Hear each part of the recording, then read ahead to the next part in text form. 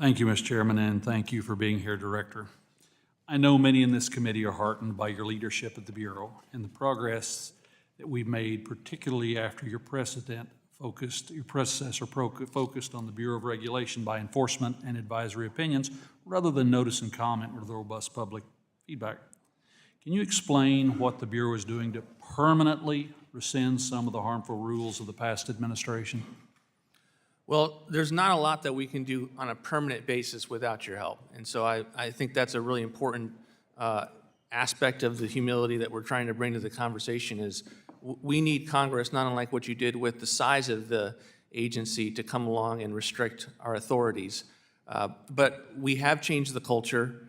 We are dramatically lower. We're about half of what we were when we came into office.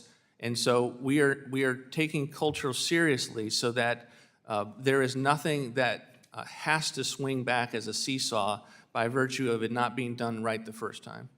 Continuing that line of thought, sometimes I hear often from the financial services industry is the need for durable and consistent regulations to avoid dramatic policy shifts from year to year.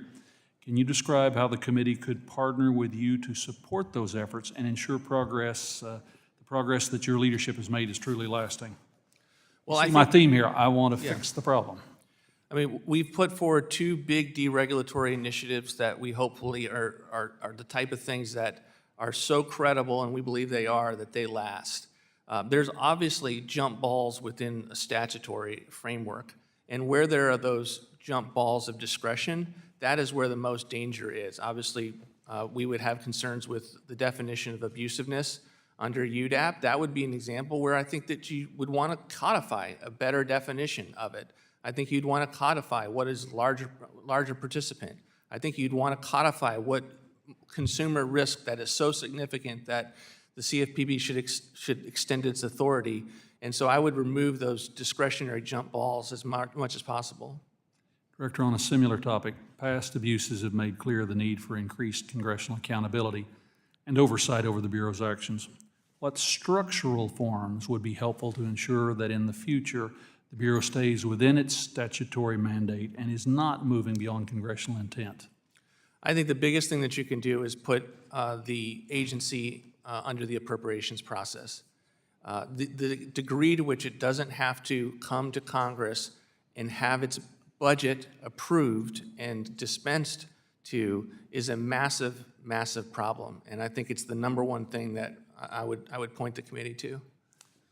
The bill we've noticed today would include an adjustment to the supervision threshold to $21 billion to account for economic growth. What would that adjustment mean for the Bureau's ability to focus its supervisory function on larger institutions? I think it would help for sure.